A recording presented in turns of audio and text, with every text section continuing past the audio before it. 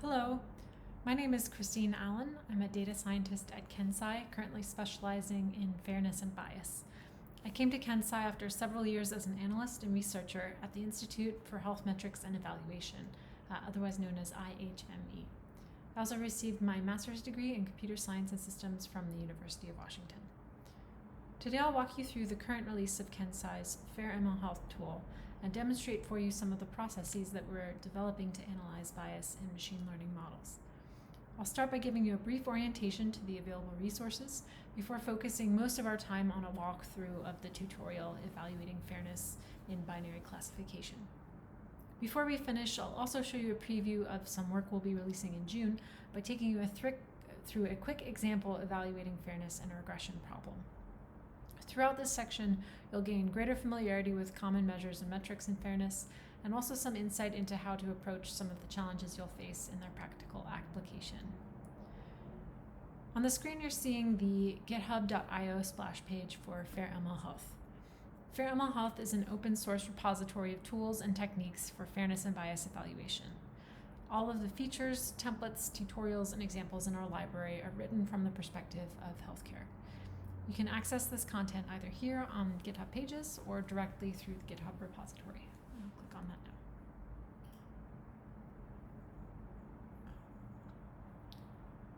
In our documentation section, you'll find a few different helpful resources. For example, there's a measures quick reference, which is essentially a set of reference tables for all of the metrics and measures you'll see today, in addition to some others. There's also a references and resources page, which includes useful resources like our academic citations, other tutorials, and other fairness libraries of note. There's also an even deeper dive into fairness evaluation if you'd like more food for thought after today. Also in this section are resources from our previous publications and additional information on how you can contribute. We have, among other resources, are our tutorials and examples sorted appropriately in the tutorials and examples folder. I'll be showing you some of those today. Whenever you're ready to apply these processes to your own models, I recommend checking out our blank evaluation template, which is also appropriately stored in the templates folder. So now that you've seen what's available in the library to help you take advantage of the features, I'll give you an overview of what those features actually are. As I mentioned, the tutorials I'll be showing you are all available in the tutorials and examples folder in the repository. But to make things more interesting for this presentation, I'll switch over to some active Jupyter notebooks.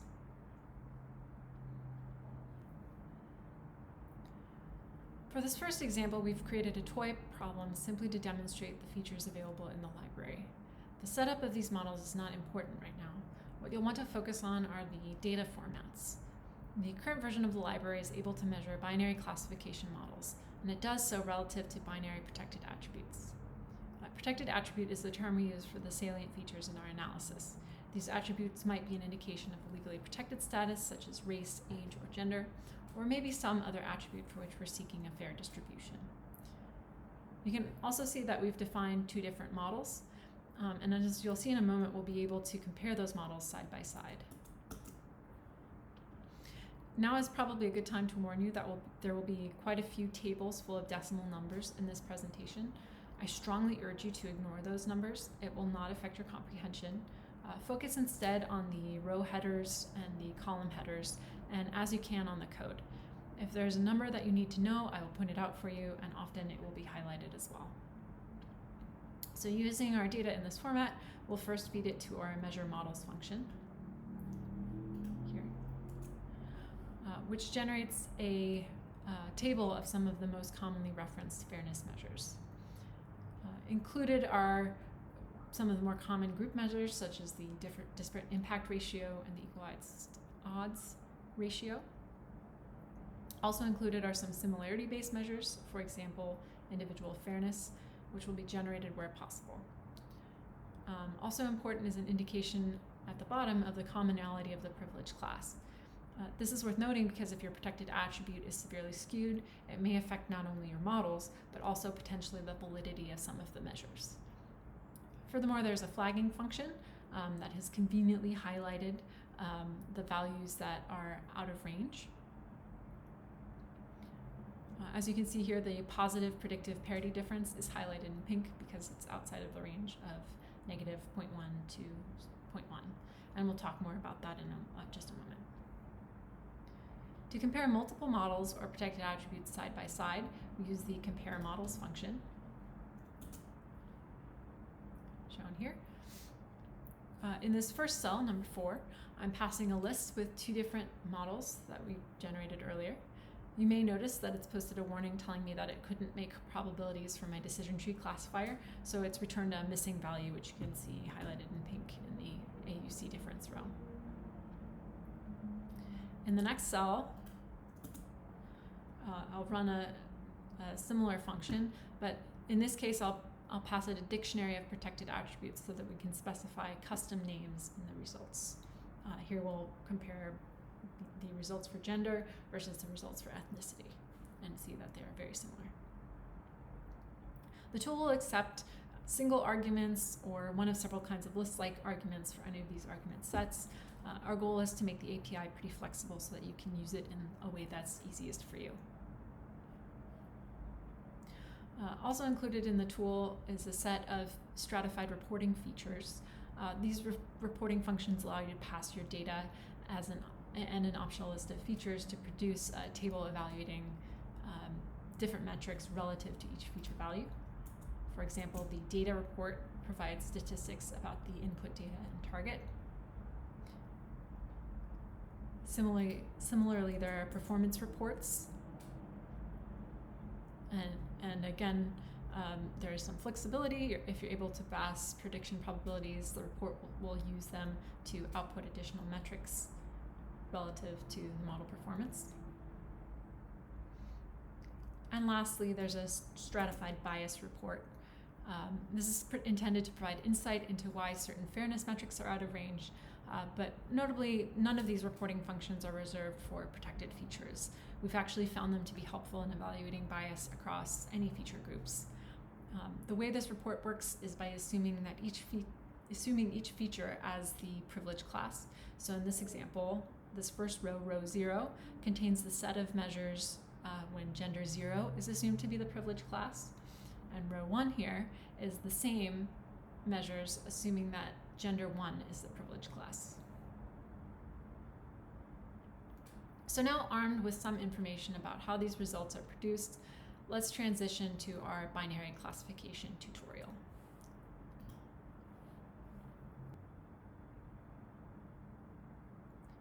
This more detailed example we'll be walking through is also available in the tutorials and examples folder. First, we'll generate a set of basic length of stay models using data from Mimic 3. We'll then use the tool to compare multiple fairness measures at once before comparing those measures across models. Finally, we'll consider the criteria for choosing which models might be best in practice. Please note that I will not be running this particular notebook live in the interest of time because there are a couple of models in it that may take several minutes to train. Also, again, I strongly recommend that you ignore any specific numbers unless they're highlighted in pink or if I point them out to you. Instead, focus on the evaluation process.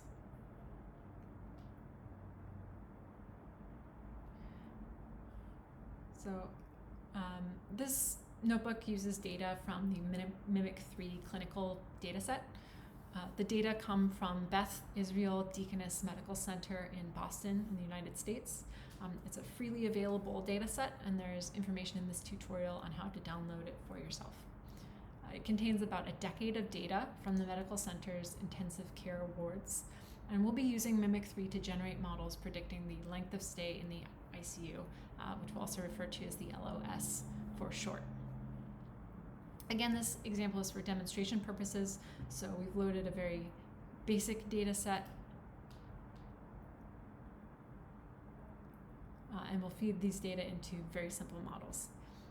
The tutorial generated this data set for us on the back end, and you're welcome to use the code in the repository for that as well.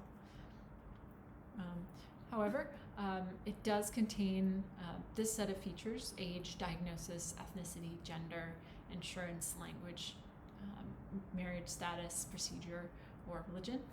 And each of these features has been one-hot encoded, so as you can see on the bottom, each category is converted into a binary value. We convert our length of stay problem to a binary problem by predicting whether the patient has what we'll call a prolonged length of stay. We'll set 0 to mean that the length of stay is less than the mean, and we'll set 1 to indicate that the length of stay is greater than the mean. Our baseline model will be an XGBoost classifier, the parameters for which are determined by grid search in another notebook. And for this tutorial, the salient feature will be the English language. Whether or not it's legally protected itself, a person's language can also be a proxy for other more sensitive demographics such as race, religion, or nationality. However, even on its own, we want to do our best to distribute care effectively, regardless of whether the patient can speak our language. Our final preliminary step is to evaluate the data report. This will tell us whether there is an inherent difference in the underlying distribution of our target. So we can see first that the distribution of feature values is roughly similar. If you direct your eyes to the third column, titled OBS for observations, you'll see that there are similar numbers of English-speaking and non-English speaking patients. We can also see that the target distributions are similar between the two groups. If you direct your eyes farther right to the target mean column, you'll see that about 38% of our binary features have a value of 1. And again, that's the number of patients who have a length of stay greater than the mean duration. It's worth noting that there are legitimate medical reasons why our underlying distributions might differ. For example, HbA1c levels have been shown to statistically differ across race, particularly for African Americans. Whether or not this is the case, you will want to be clear about expectations for your target distribution. So armed with this knowledge that the underlying distributions are similar, we can now evaluate fairness across several metrics. We won't go into detail about the individual measures. There are links to some of the resources I showed you earlier that do elaborate on the logic behind each of the measures. And again, I've used the flagging function to highlight scores that are considered out of range. However, it's worth noting that there are some commonly accepted general rules about what values are considered outside of the fair range. In terms of group fairness measures, ratio values are considered to be in the fair range if they're between 0.8 and 1.2. And difference values are typically expected to be between -0.1 and 0.1. That is, as it applies to classification problems. These guidelines harken back to those developed in the United States during the Civil Rights era in the 1970s, and they have since been adopted for applications in machine learning. With that in mind, you can see that the group fairness measures of interest in this comparison are considered to be in range since there is only one pink value, and that is for the consistency score. Additionally, like other measures of individual fairness, applying the consistency score can be tricky because of how similarity is defined. This particular score is defined with the scikit nearest neighbors algorithm, using the 5 nearest neighbors and default parameters. KNN has known problems managing sparsity, which is a common issue in medical data sets, particularly for this subset that we're using here. So if we are to accept this consistency score, we must first do some work to justify our parameters, and we may need to run some additional evaluation to validate that we are defining similarity appropriately. For now, we'll ignore this score because we can't yet rely on its groupings. So even though the group measures in this example are mostly in the fair range, given what we know about the underlying distribution, we might be curious as to why the equalized odds ratio, shown in this row here, is not as close to perfectly fair as it could be. The equal odds ratio is the more extreme between the ratio of the true positive rates and the ratio of the false positive rates. But using this measure, we can't know which of those two ratios has the greater discrepancy without comparing the actual rates. And this is where our performance report and bias report come into play. We can see on the performance report that the false positive rate on the far right of the table listed as FPR is actually small for both classes, while the true positive rate on the farthest right, TPR, is less similar and less effective.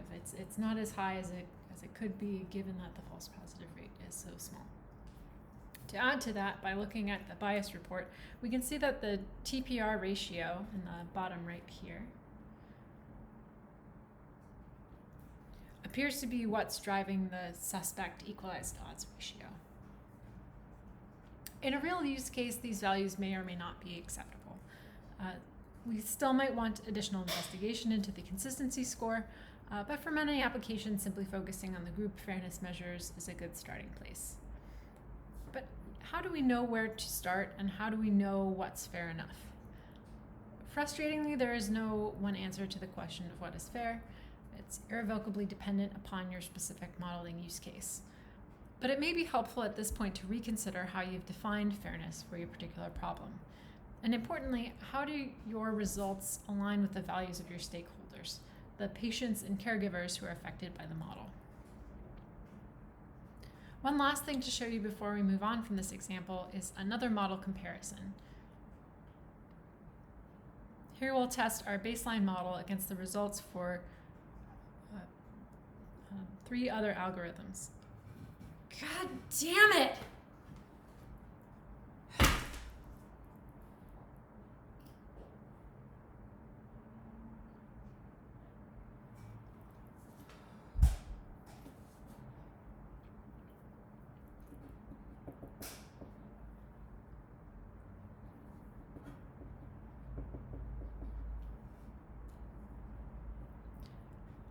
Here we'll test our baseline model against the results for other algorithms.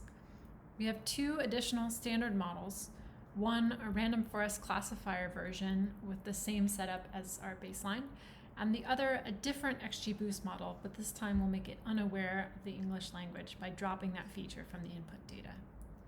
For our last model, we apply a grid search wrapper around our random forest classifier.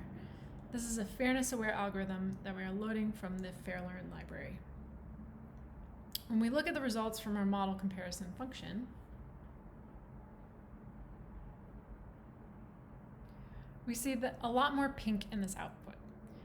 Interestingly, our random forest classifier, seen in the second data column, appears to have performed better than our baseline model by a number of measures. For example, the consistency score, which should still be considered questionable, just happens to be in range for this new model. Our unaware model appears to be less fair, specifically in terms of the equal odds ratio. And surprisingly, the grid search has performed the most poorly. This is not to make a general statement about that algorithm, as it's been shown to perform well for some problems. This is merely to show that improvement is not guaranteed, and that you might consider simple solutions before investing in an additional algorithm solution. To wrap things up, I'll give you an example evaluating fairness for a regression model. This is a preview of version 2 for the tool, which will be available in June. Similar to our first example, this is a toy problem, the details for which are not important beyond the formatting of the inputs. The tool will still be restricted to binary protected attributes for now. However, in the new version, if no protected attributes are supplied, it will still generate results using only the similarity-based measures as they're available. As for the new features, the majority will be specific to regression problems, although importantly, we're designing it to evaluate regression problems that cannot be easily converted into binary classification models. More about that in a moment. So again, similar to the binary version, we have a measure models function. The major difference is that there are regression-specific measures included. We're still finalizing which regression-specific measures we'll use, but it will likely be some combination of prediction and error comparisons. The data report, performance report, and bias report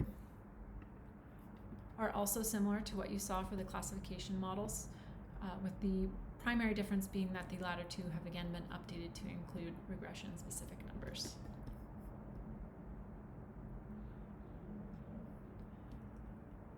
There are many regression models that can be converted to a binary classification problem, for which these regression-specific measures are not necessary.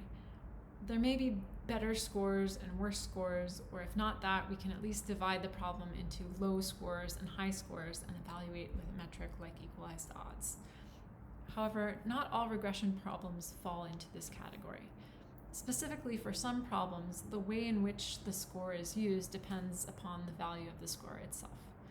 For example, here's a hypothetical problem for patients undergoing a multi-stage surgical procedure. A machine learning model is used to predict the surgical times for each treatment, and that information is then used to plan the course of surgery. If the average time in surgery is less than 5 hours, the patient undergoes a series of outpatient procedures. If the time is greater than 9 hours, the patient is automatically enrolled in a series of inpatient procedures that involve additional therapies. However, if the predicted time is between those two values, the determination of surgery type will depend on the predicted trend for the patient's surgical time. For example, if the time is generally decreasing, they may receive outpatient treatment, or if the time is constant or generally increasing, they'll receive inpatient treatment. For a problem like this, there is a fuzzy boundary, the determination for which is outside of the scope of the machine learning model. And so the evaluation of the results depends not only on the true cohort in which the patient should be enrolled, but also on the correct evaluation of the trend line of the model. We can picture this problem by graphing the data in quantiles. Here I've plotted the data in tertiles, so 3 groups.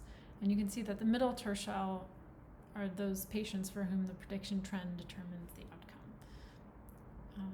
Because of problems like this, we'll be introducing a cohorting feature to our reporting functions. So you can see the cohorts as an added column to the left in this report output.